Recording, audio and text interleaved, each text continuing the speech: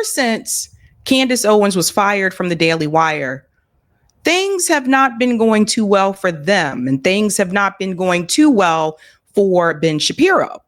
And as you will see, it appears that now the Daily Wire could possibly be up for sale. I'm not joking. I'm dead serious. Is this the wrath of Candace Owens? Is this Candace karma? Let's go ahead and get into it here, folks. The Daily Wire reportedly seeks investors, leaves door open to sale. Oh, man. Oh, boy. This is wild. I didn't believe it at first. I had to check a couple other sources just to check. But in the crowded field of conservative podcasters, the Daily Wire has become the most successful, with millions of listeners and downloads each month. Now, it is looking to bring in new financial backers, according to a report in Semaphore, which says it is even leaving the door open to a potential sale. So, again, this is a giant, massive network. They make a lot of money and they have a lot of resources and they have a lot of money that was invested in the Daily Wire. I mean, it's probably the most, or one of the most, at one point, popular conservative networks, with Ben Shapiro as one of the founders there. And of course, Candace Owens was a part of this group as well until the Daily Wire fired her because of her criticism over Israel and her sympathy for the Palestinian children that have been killed in Gaza. And it seemed like, for real, ever since then, things have not been going well. There was another member of the Daily Wire, I think maybe more like a contributor, but her name is Brett. She left. She wasn't fired, but she left. Jeremy, who was also one of the co-founders, had like a breakdown on X about the Daily Wire.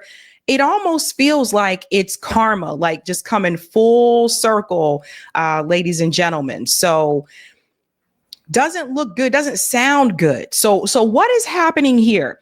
It says that co-founder Ben Shapiro met with several financial figures at the Milken Conference in LA this month. The company told Axios in December that it was seeking investors to further grow its business. The last time it raised capital, the Daily Wire was valued at more than $1 billion. Jesus Christ.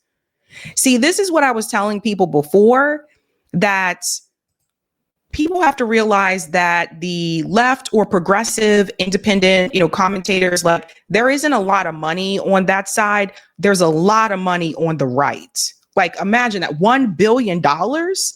Like, that's crazy. So why would they seek more investors? Or why would they be considering, like, why is he considering selling it? The company isn't commenting, but it follows a move in March by co-founder Jeremy Boring to step away from running the company. The Daily Wire has also been trimming expenses, but expanding in other areas. It is opening an office in DC as it looks to move beyond podcast and video to a broader digital news operation. Last year, Boring said the Daily Wire was on track to hit $200 million in annual revenue, telling Axios that the company made more than $20 million on its Jeremy Razor's business alone.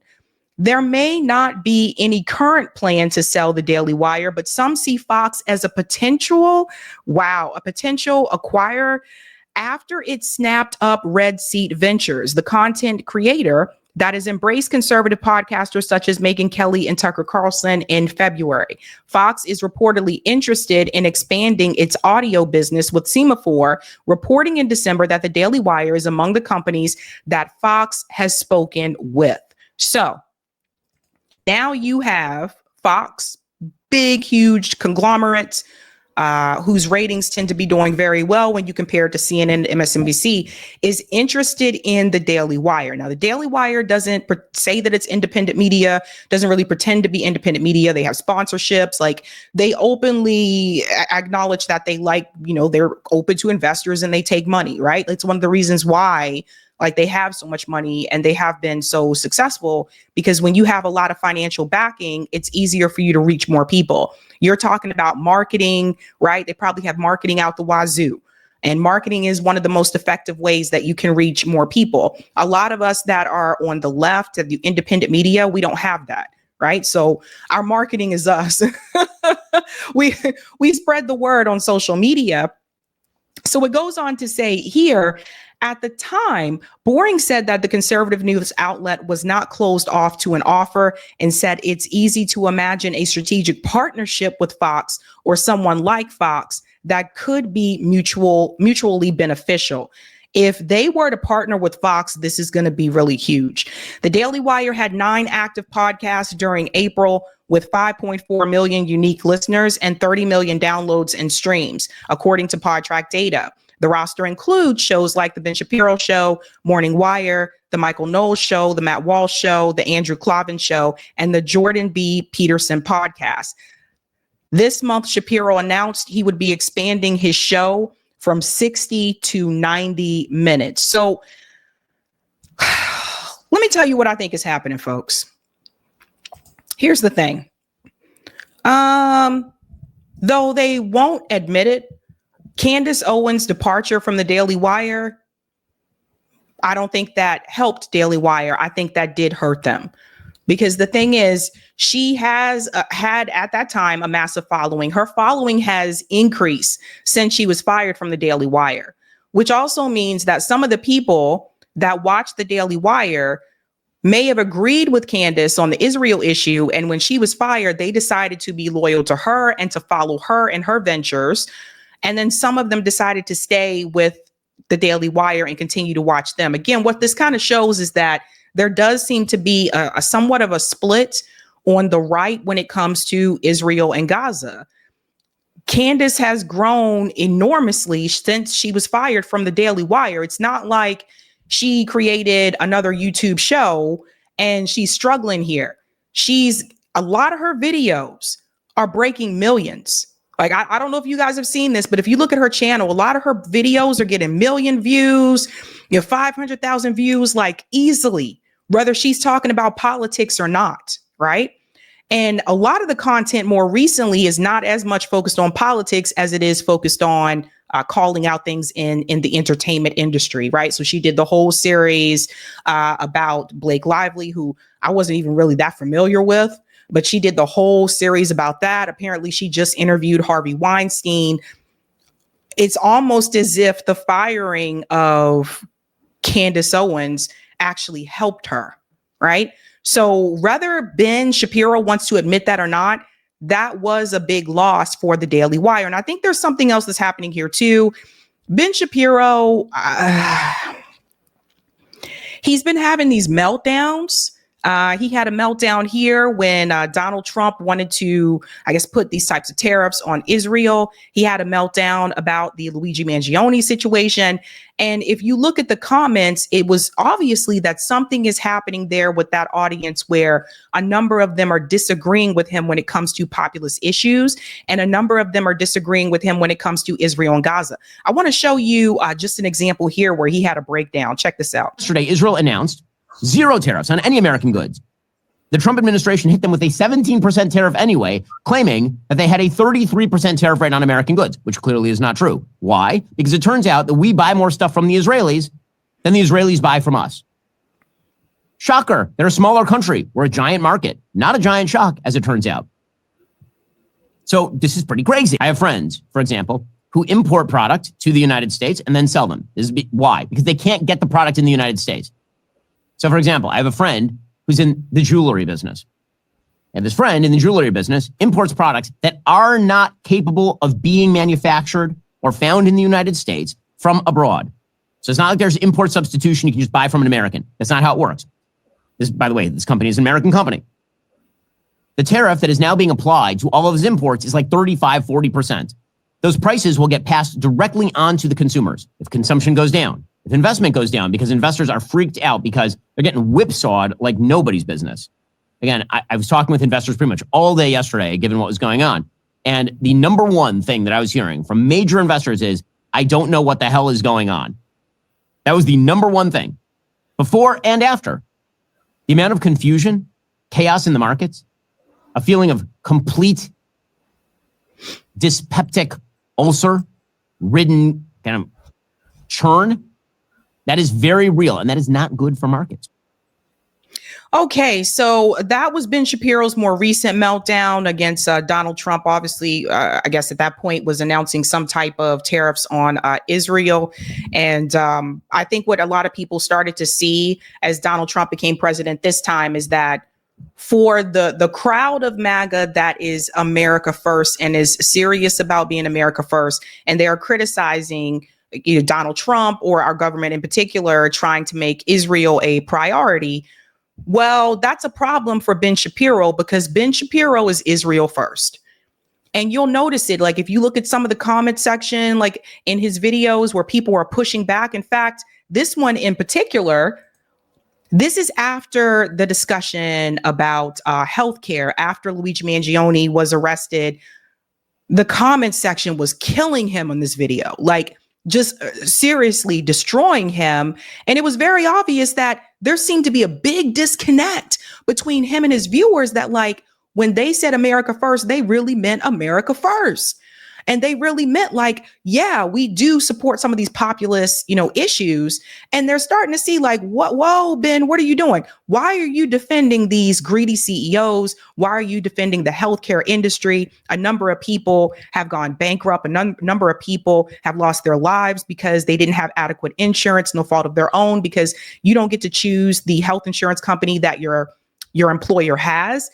And this was a massive, massive L. Listen to this one. People who are perfectly willing to keep people in misery for their own profit.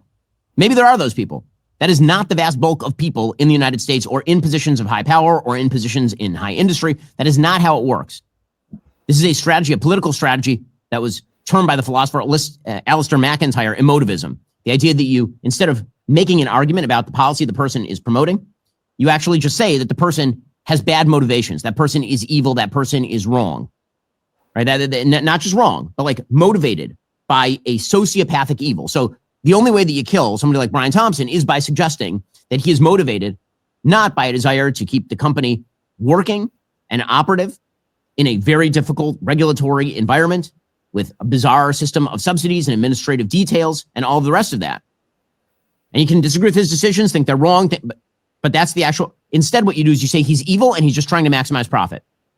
Once you start saying the evil profiteers are trying to harm Americans, like that's their goal. Their goal is to harm, and I'm telling you, this is on both sides of the aisle. It is on the left predominantly, but there's a swath of people on the right who are also doing this routine.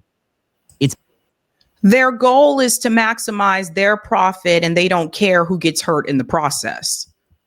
I mean, that's the reality. They just don't, because if you cared who got hurt in the process, you wouldn't deny all these claims.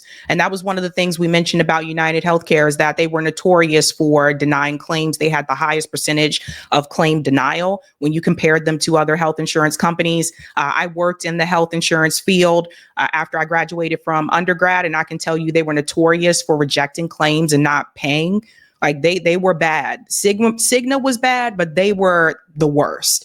And it was just like with this particular subject, it was clear that Ben really did not meet the moment, because what he failed to understand is that, and I don't think he gets this because he's pretty wealthy, but what he failed to understand is that healthcare is not a left or a right issue, that there are people on the left and the right that have fallen into medical debt, that have had medical bankruptcy. There are people on the left and the right that have had their claims denied. Like, these insurance companies don't care what your political ideology is. And it was just like, he really did not meet the moment. So there's some of the takes that he has had that I think may have worked for him more in the past are not really working the way that they used to. Like I said, his undying support for Israel, defending Israel at every turn. Obviously, he's Israel first. That doesn't seem to go over well with a lot of people that did support Donald Trump, that said, no, we are going to put Americans first. That didn't go over well with them. So it's like, I don't know if some of the people in the MAGA movement changed, or if Ben just did not evolve enough. I don't know. Let him go on a little bit more here. It's crazy. It's ugly. Now, I will say that there are elites who have lent credibility to this particular argument through their malfeasance.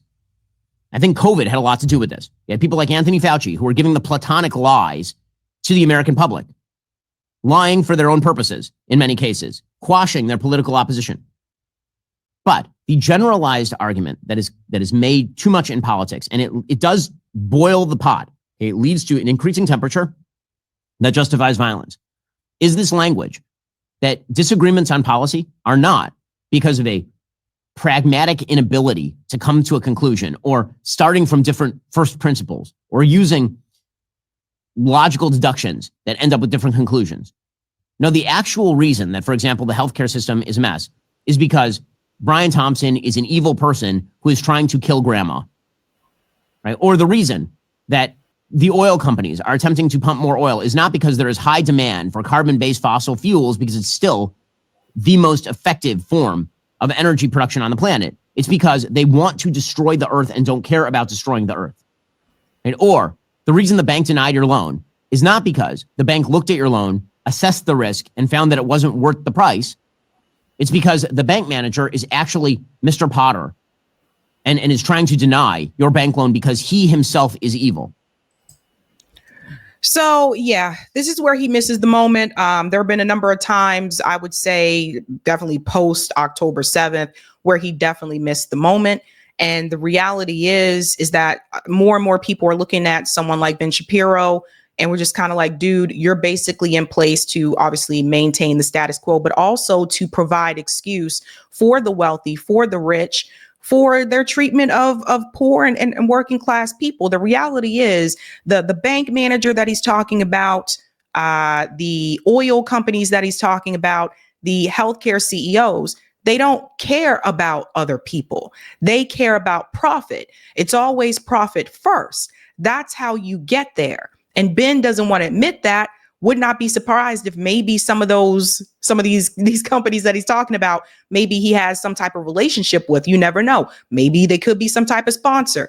Don't know. But what I do know is we have come into a moment where more people are being vocal about their financial struggles, their healthcare struggles, both on the left and on the right. And Ben Shapiro has been missing these moments that apparently members of his audience really wanted to kind of shake him and wake him up about.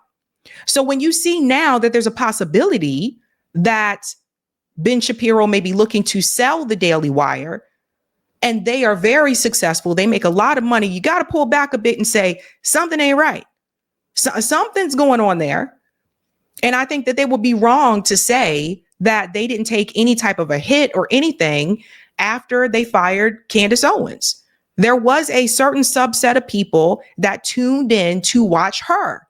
This is the thing, too, I will tell you about networks that people need to wake up to, okay?